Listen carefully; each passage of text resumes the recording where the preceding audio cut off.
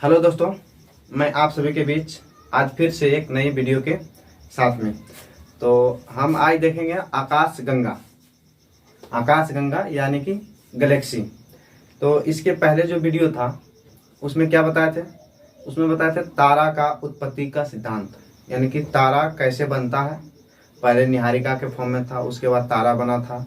तारा बनने के बाद जब आयु घटता तो लाल दानव बनता। लाल दानव के बाद में 2 स्टेप था उसमें। अगर सूर्य का द्रव्यमान से 1.44 गुना बड़ा हो जाता था तो अभिनव तारा, और छोटा हो जाता तो श्वेत वामन। श्वेत वामन से काला वामन हो जाता था, वहाँ तारा चमकना बंद हो जाता था और वहाँ तारा का मृत्यु हो जाता था, पहले वाला स्टेप में। दूसरा स्टेप में जो विस्फोट तारा था, वो जब विस्फोट करके 3 तारा का निर्माण वो करता था, क्वेसर, पल्सर, इक्वेसर। उसमें था जो सबसे ज़्यादा घूर्णन करता था, विद्युत चुम्बकीय बहुत अधिक था, उसमें ब्लैक होल का निर्माण होता है। और ब्लैक होल क्या होता है? तारा का अंतिम स्टेज होता है, यानी तारा ब्लैक होल में जाकर के मृत्यु हो जाता है।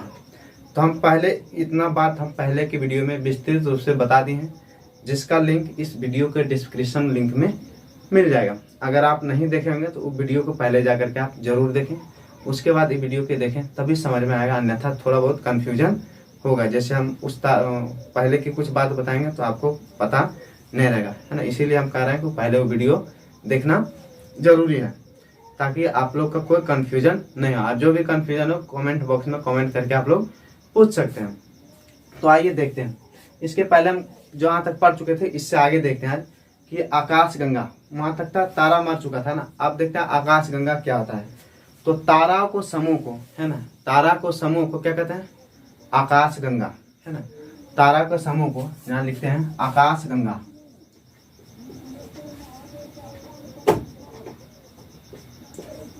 आकाश गंगा, है ना। तो आकाश गंगा किसे कहते हैं? तो ताराओं को समूह को आकाश गंगा कहते हैं। आता है इनका आकृति, है ना। आकाश गंगा का आकृति, तो इसका जो आकृति होता है ना, आकृति, इसका आकृति सर्पिलाकार होता है।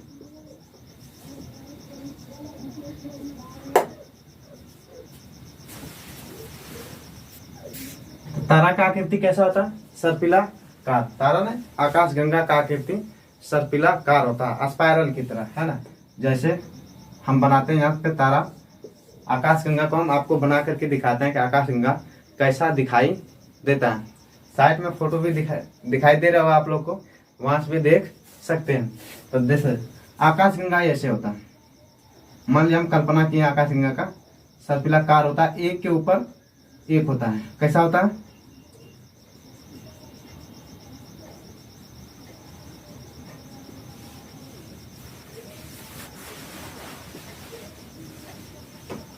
ये क्या है?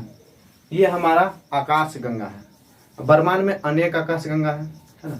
तो आकाश गंगा इसी तरह का होता है, यानी कि हम जिस तरह ड्राइंग कर पाए, इसका आकार सर्पिलाकार बताया गया कि इसका आकार जो होता है वो सर्पिलाकार होता है। और इसी में अनेक तारा होता है, लाखों करोड़ों तारा होता है। तारा को समूह को आकाश गंगा कहते हैं। तो पहले देखते हैं कि आकाश गंगा में तारा जो है तारा कितना होता है ना। तो हमारे ब्रह्मांड में कितना आकाश गंगा है? 100 अरब, है ना। कितना? 100 अरब आकाश गंगा है। 100 अरब आकाश गंगा है ना। हमारे ब्रह्मांड में कितना इस तरह का आकाश गंगा कितना है? 100 अरब, है ना। 1 2 नहीं, 100 अरब आकाश गंगा हमारे ब्रह्मांड में इस तरह का है। और एक, है ना, एक आकाश गंगा में, है ना, एक आकाश गंगा में, यहाँ पे लिख के दिखाना है, एक आकाश गंगा में क्या लिखें? तारों का संख्या। एक आकाश गंगा में तारों की संख्या कितना होता है? तो इसमें 100 अरब होता है। कितना होता है? 100 अरब। तो आप कल्पना कर सकते हैं कि कितना हमारे ब्रह्मांड में तारा है ना। क्या लिखे हम? 100 अरब आकाश गंगा है, यानी कि हमारे ब्रह्मांड में 100 अरब आकाश गंगा है। और एक आकाश गंगा में, है ना, कितना? एक आकाश गंगा में 100 अरब तारा होता है ना। अब हमारा जो सूर्य भी क्या है? सूर्य भी एक तारा ही है ना। जो कोई ना कोई आकाशगंगा में दिखाई देता है। इस तरह के कितना है, इस तरह का 100 अरब है। तो जिसमें हमारा सूर्य है उस आकाशगंगा को हम उठा करके यहाँ लिखते हैं। जैसे उस आकाशगंगा का नाम है मंदाकिनी। क्या नाम है? मंदाकिनी, है ना। इसका नाम क्या है?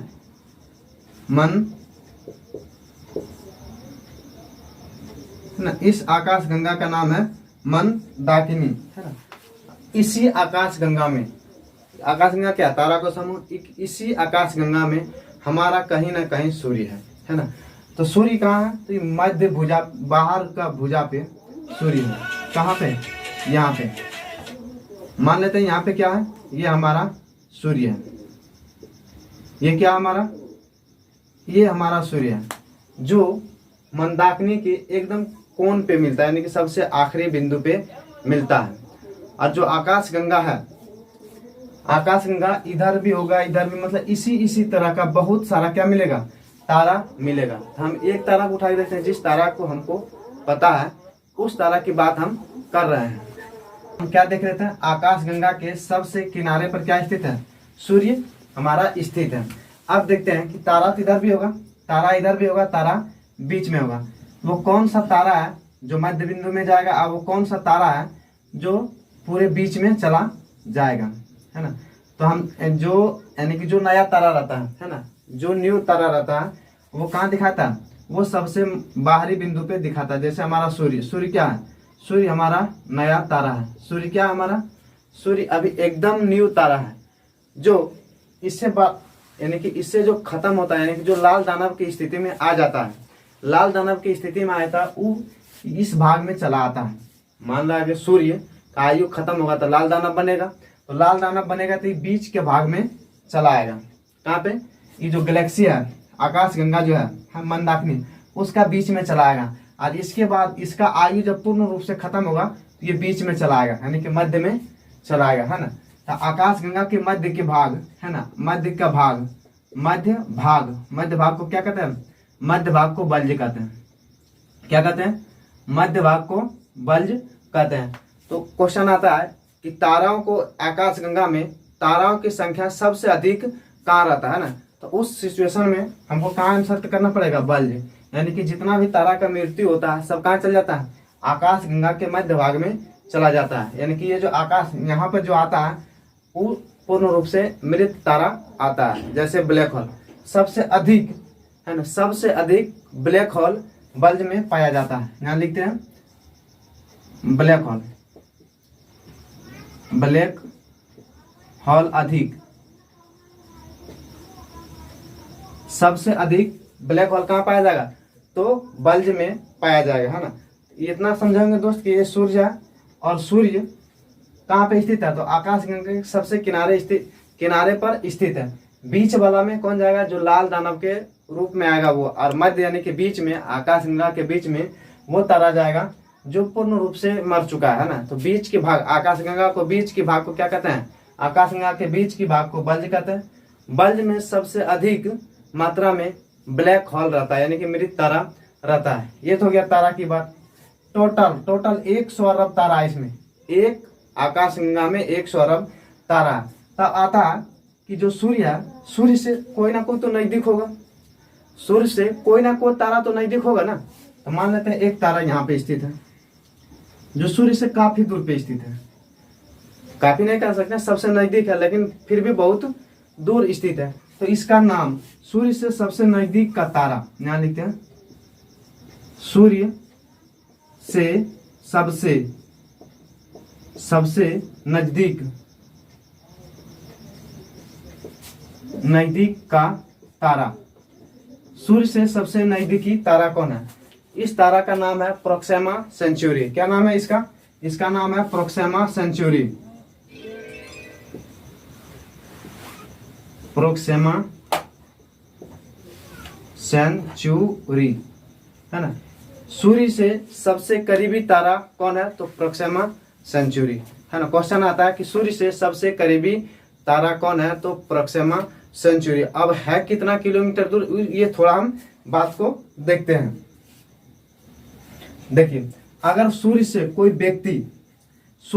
व्यक्ति प्रोक्सिमा सेंचुरी तक पहुंचने का चार्ट करता है तो कितना साल लगेगा जाने में उसको? 4 साल लगेगा। कितना दिन लगेगा जाने में? 4 साल जाएगा। कितना साल में? 4 साल। सूर्य से प्रोक्सिमा सेंचुरी जाने में 4 साल लगेगा। और स्पीड कितना रहना चाहिए? तो स्पीड रहना चाहिए 3 लाख। कितना? 3 लाख प्रति सेकंड के स्पीड से। स्पीड कितना रहना चाहिए? 3 लाख प्रति सेकंड, यानी कि 1 सेकंड में 3 लाख किलोमीटर चलेगा। उसके बाद ये 4 साल में हम प्रोक्सिमा सेंचुरी तक पहुंच सकते हैं। तो आप समझ सकते हैं कि कितना नजदीक है ना, यानी कि कितना दूरी है। फिर भी दूरी है तो क्या हुआ? हमसे नजदीक, यानी कि इसके बीच में कोई तारा हमको दिखाई नहीं देता। सबसे नजदीक तारा प्रोक्सिमा सेंचुरी ही है। तो आगे देखते हैं हम। हाँ, ये बाघ को बालजी कहते हैं और इधर ये था।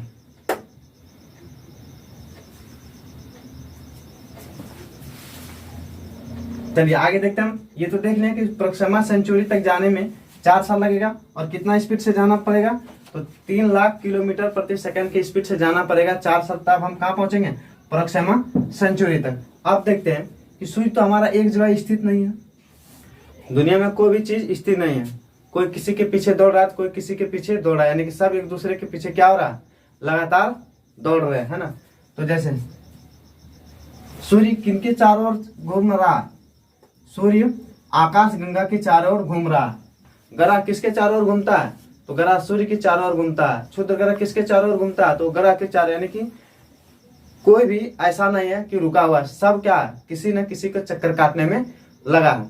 तो देखते हैं सूर्य, ये जो सूर्य है, सूर्य इस आकाश गंगा को, है ना, सूर्य इस आकाश गंगा को एक चक्कर कितना दिन में लगाता है ना। सूर्य इस आकाश गंगा को एक चक्कर कितना दिन में लगाता था? हम पहले देखते हैं सूर्य का चक्कर, ना लिख देते हैं।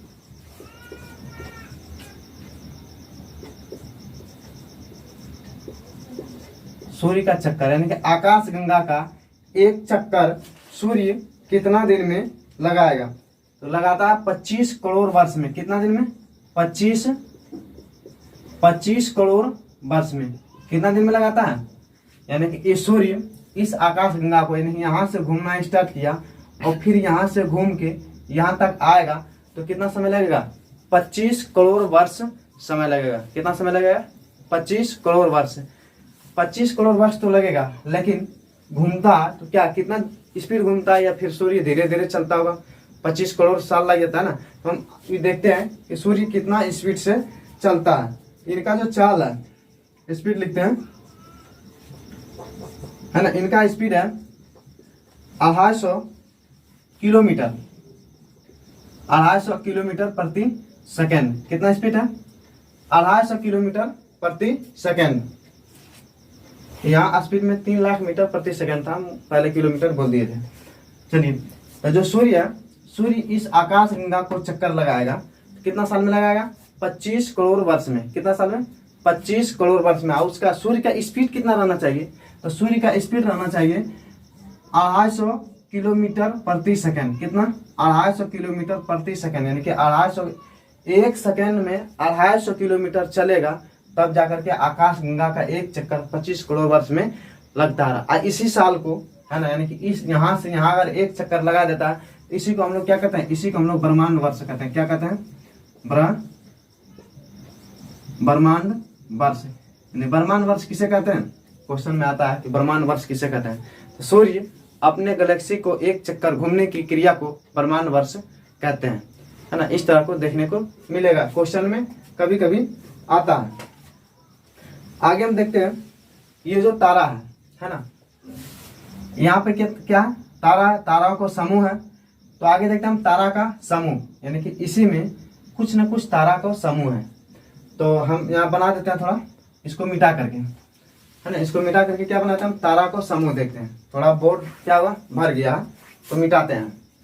तारा का समूह, यानी कि जो सूर्य के नजदीक जो तारा मंडल का जो समूह है, उसे क्या कहते हैं? यानी कि तारा को समूह को क्या कहते हैं? तो सूर्य से नजदीक जो ताराओं को समूह है, मान ले ऐसा समूह होगा, है ना। ये भी सब इधर ही घूमता होगा, है ना, सब अपने अक्ष पर घूम रहा है। तो क्या है, इस तारा को समूह को नाम दिया नक्षत्र। इसका नाम क्या दिया है, नक्षत्र। नक्षत्र ज्योतिष पर आधारित है। नक्षत्र किस पे आधारित है, नक्षत्र जो है वो ज्योतिष पे आधारित है। अब देखते हैं नक्षत्र की संख्या कितना होता है। नक्षत्र, तो नक्षत्र की संख्या 27 होता है। कितना होता है दोस्तों, नक्षत्र की संख्या 27 होता है। यानी कि सूर्य से सबसे करीबी तारामंडल को समूह, यानी कि सूर्य के सबसे नजदीक तारा को समूह को क्या कहते हैं। क्वेश्चन आता है कि सूर्य के सबसे नजदीक तारा को समूह को क्या कहते हैं, तो सूर्य के सबसे नजदीक तारा को समूह को नक्षत्र कहते हैं। अगला इसी में क्वेश्चन बनता है कि नक्षत्र की संख्या कितनी है। नक्षत्र की संख्या कितनी है, तो हम कितने लगाएंगे आंसर, नक्षत्र की संख्या 27 है। और इसके बाद यानी कि ये जो नक्षत्र हो गया, इनके बाद एक समूह और आता है ना, वो क्या, वो भी तारा का समूह है। इसके बाद एक संख्या और आता है, मान लीजिए ये संख्या है, ये समूह है, ये तारा का क्या है, ये तारा का समूह है ना। ये जो नक्षत्र हो गया, इस तारा है ना, इस समूह को क्या कहते हैं, इस समूह को तारामंडल कहते हैं। क्या कहते हैं, तारामंडल। इस समूह को कहते हैं तारामंडल। तारामंडल की संख्या कितनी है, जिस तरह में इसको देखें नक्षत्र, यानी कि सूर्य के सबसे नजदीक तारा को समूह को नक्षत्र कहते हैं। नक्षत्र की संख्या 27 था। उसी तरह यहाँ तो क्वेश्चन आ सकता है कि सूर्य से दूसरा सबसे नजदीक तारा को संख्या को क्या कहते हैं, तो उसको तारामंडल कहते हैं। आएगा तारामंडल की संख्याओं कितनी है, तारामंडल की संख्या कितनी है, तो 89 है। कितना है, 89। लेकिन अगर पूछेगा कि मान्यता प्राप्त कितनी है, तारामंडल के समूह में मान्यता प्राप्त कितनी का, तो 88 को, यानी कि 88। मान्यता कितना प्राप्त का है, मान्यता प्राप्त है 88 को। कितना तारामंडल का, 88% का मान्यता, 88 तारामंडल की मान्यता यहाँ पे प्राप्त है।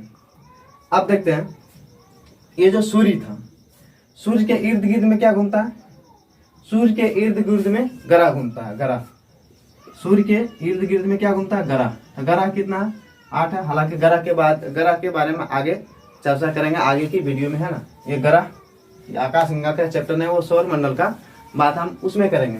लेकिन यहाँ आएगा नक्षत्र कितने हैं, 27। तारामंडल कितने हैं, तो 89। मान्यता कितने की प्राप्त है, तो 88 का मान्यता प्राप्त है।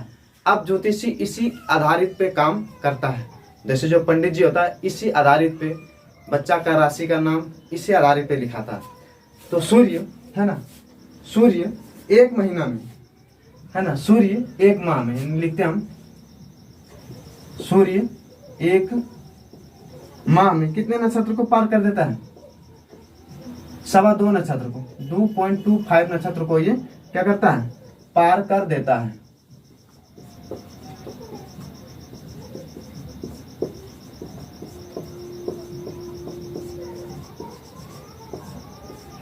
क्या करता है, सूर्य एक महीना में 2.25 नक्षत्र को पार कर देता है। यानी सूर्य के इर्द गिर्द में क्या घूम रहा है, सौरमंडल। सौरमंडल में बुध शुक्र पृथ्वी भी है। तो मान लीजिए हमारा ये पृथ्वी है, कहीं पे भी है, मान लेते हैं यहाँ पृथ्वी है। पृथ्वी पे कोई बच्चा पैदा हुआ है ना, पृथ्वी पे कोई बच्चा पैदा हुआ है, तो पंडित जी उनका नामकरण कैसे करते हैं, किस राशि में जन्मा, तो ये इसी के आधारित पे करता है। यानी देखेगा कि जहाँ पृथ्वी है, यानी पृथ्वी के सामने सूर्य कहीं भी हो सकता है, इसी के इर्द गिर्द में घूमेगा। सूर्य के सामने कौन सा नक्षत्र था, है ना, देखेगा कि उस समय सूर्य, ज्योतिषी के पास में सब चीज अवेलेबल रहता है कि सूर्य के सामने कौन सा नक्षत्र था। एक महीना में कितना नक्षत्र को पार कर देता है, 2.25 नक्षत्र के पार कर देता है। तो यहाँ से देखेगा कि सूर्य उस तारीख को, उस दिन में कौन सा नक्षत्र के इर्द गिर्द में था, कितना जाएगा, भागेगा तो नहीं कहीं, यही 2.25 के अंदर में रहेगा ना। तो डेट बता देने इस पर वो नक्षत्र खोज लेता है कि कौन सा नक्षत्र में है। तो पंडित जी कह देता है उनको, ज्योतिषी जो रहता है कि वह फलाना नक्षत्र में इस बच्चा का जन्म है। अब होता है ग्रह, देखेगा उसी समय उस नक्षत्र के सामने कौन सा ग्रह था, है ना, उसी समय उस नक्षत्र के सामने कौन सा ग्रह था। तो यहाँ से इनका ग्रह निकल जाता है और यहाँ से नक्षत्र निकल जाता है। ये क्या था, ये था ज्योतिषी के आधारित, यानी जो पंडित जी जो बताते हैं बच्चा का जन्म हुआ था, नामकरण क्या होगा, राशि का नाम क्या होगा, और क्या बताता है एक, यानी कि इस पे कौन सा ग्रह है। तो ये यही दोनों से उनको रिलेट करके बताते हैं। तो आगे देखते हैं, ये तो देख लिया कि सूर्य अपना गैलेक्सी को चक्कर वगैरह लगाएगा। आगे है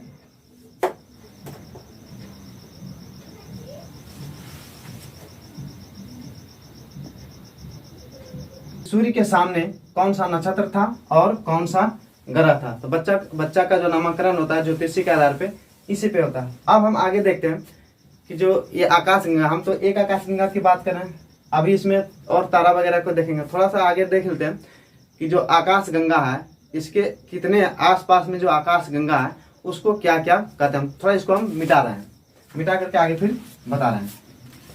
आकाश गंगा हम क्या बनाए थे, आकाश गंगा। तो एक आकाश गंगा में तो उतना बात बताया है ना। अब इसके इर्द गिर्द का जो आकाश गंगा है, मान लीजिए हम आकाश गंगा बना लेते हैं, छोटा छोटा बनाते हैं, काम आएगा। ये एक हुआ, दूसरा ये हो गया,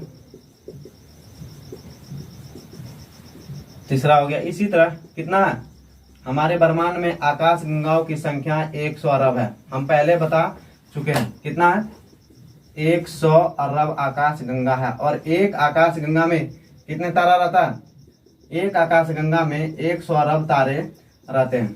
तो इसी तरह का आकाश गंगा इर्द गिर्द में फैला हुआ है ना।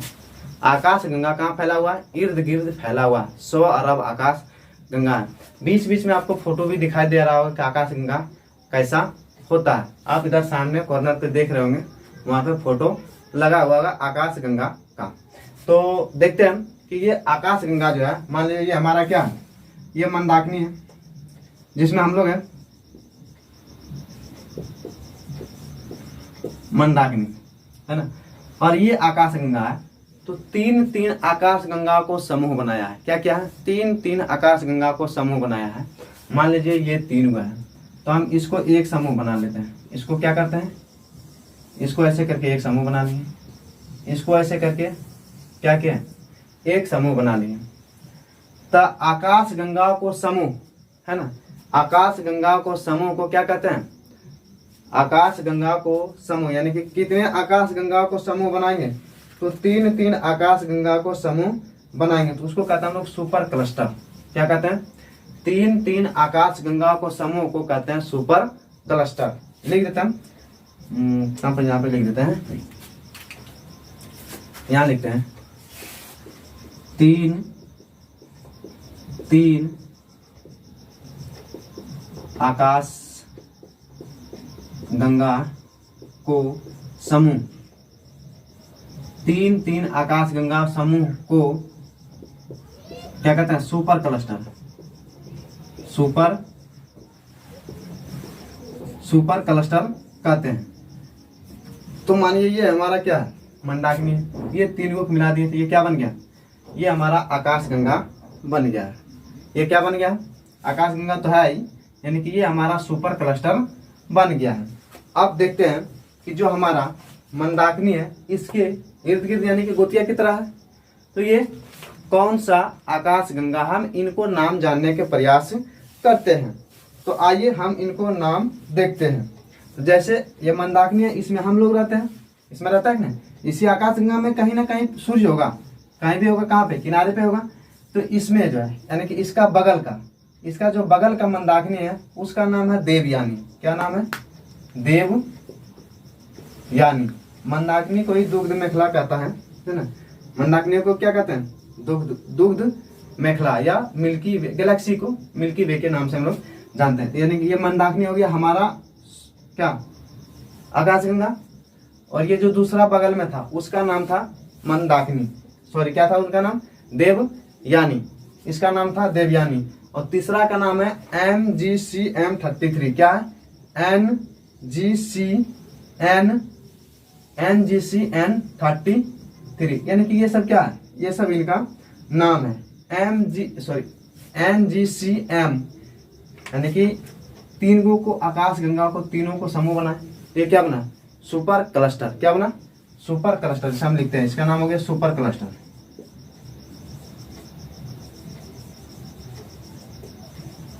क्या बना, सुपर क्लस्टर। यानी कि तीन आकाश गंगा को समूह को सुपर क्लस्टर कहते हैं। आगे है कि ये जो तीन गो है, यानी कि हमको दूर से क्यों मतलब है, दूर नहीं जाना, हम अपने आसपास के आकाश गंगा को जानने का प्रयास करते हैं नाम। ऐसे तो बहुत सारा नाम हो जाएगा।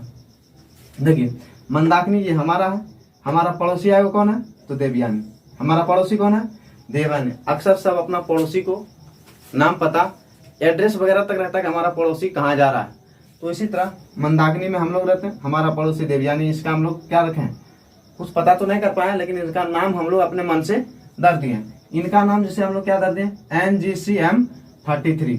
ये क्या था, ये था आकाश गंगा को समूह। ये क्या था, ये था आकाश गंगा का समूह। अब हम फिर से वहीं चलेंगे, कहाँ, अपना आकाश गंगा में, और वहां पे देखेंगे जो तारा था, यानी कि हम अभी बता चुके हैं तारा को समूह को क्या कहते हैं, तारा को समूह को आकाश गंगा कहते हैं। अब हम देखेंगे कि तारा जो है, दो चार को तारा का हम नाम लेते हैं। जैसे ध्रुव तारा है, ध्रुव तारा आप लोग देखते होंगे, है ना।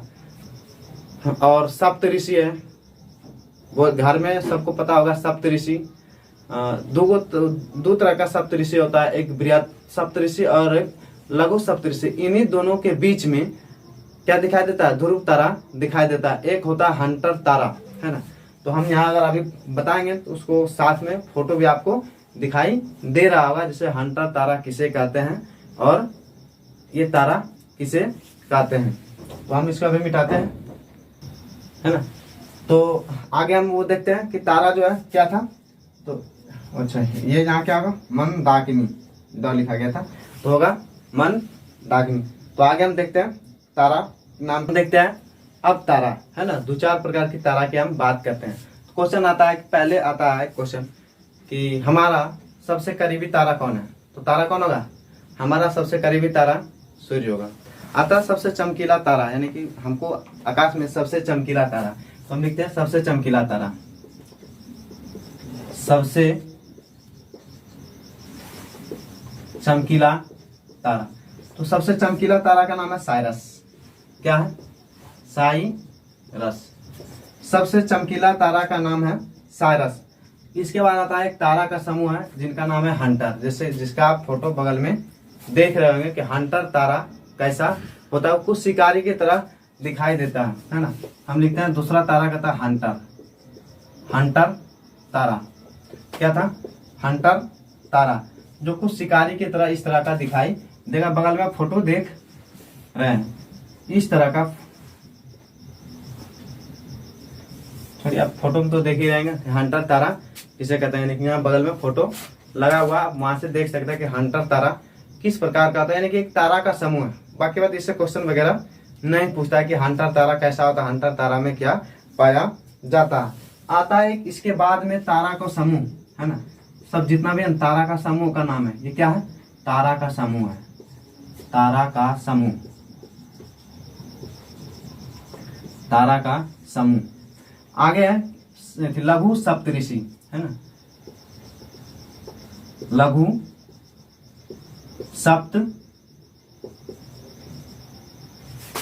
सप्त ऋषि। क्या है, लघु सप्त ऋषि, एक ये है, और दूसरा बृहत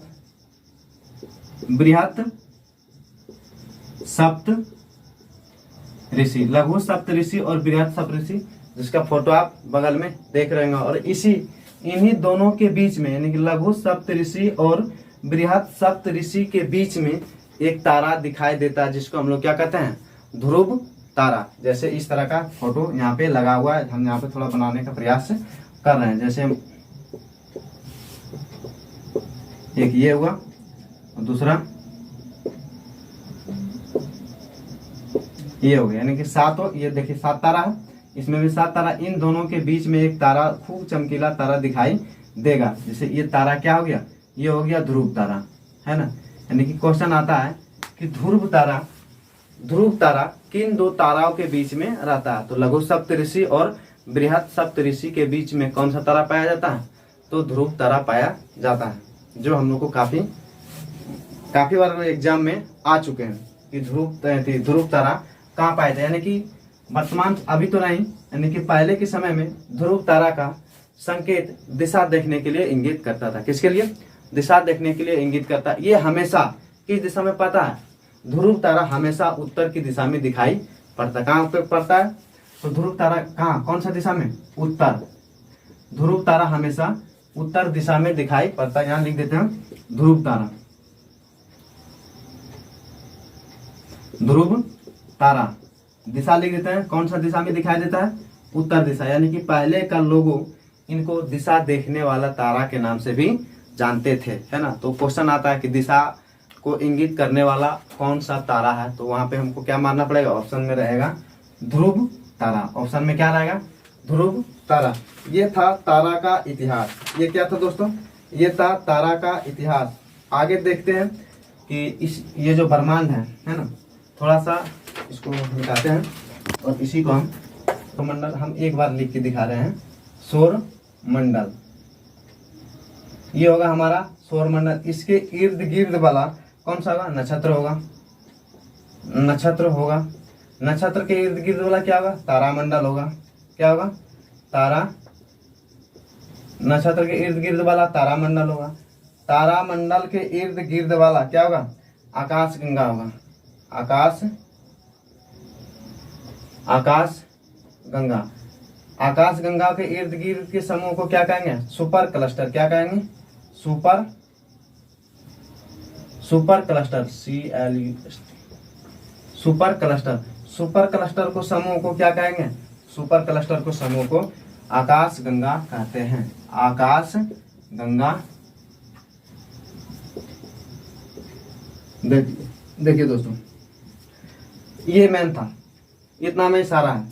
सौरमंडल है, सौरमंडल का समूह को नक्षत्र कहेंगे, नक्षत्र को समूह को तारामंडल कहेंगे, तारामंडल को समूह को आकाशगंगा कहेंगे, आकाशगंगा का समूह को सुपर क्लस्टर कहेंगे और सुपर क्लस्टर समूह को आकाशगंगा कहेंगे।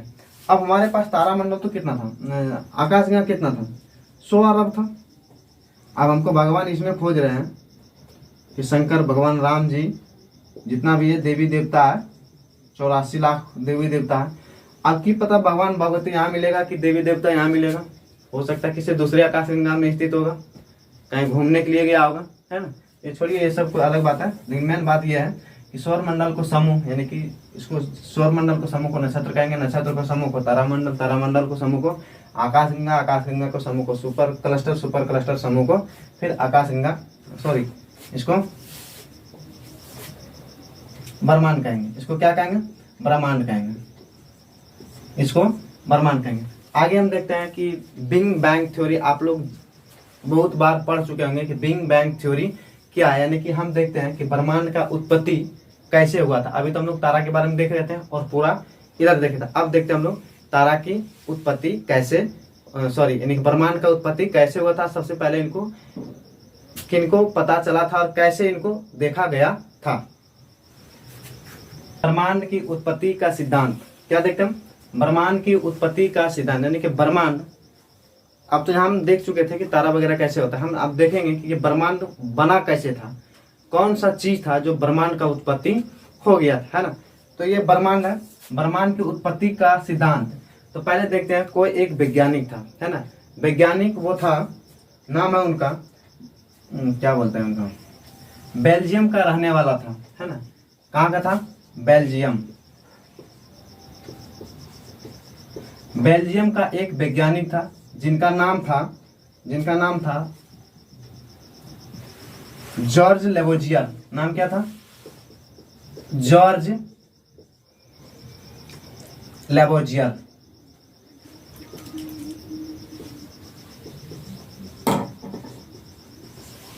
जॉर्ज लेवोजियर ने ये सिद्धांत दिया था और कहा था कि ब्रह्मांड जो है आज से 15 बिलियन वर्ष पुराना है ना।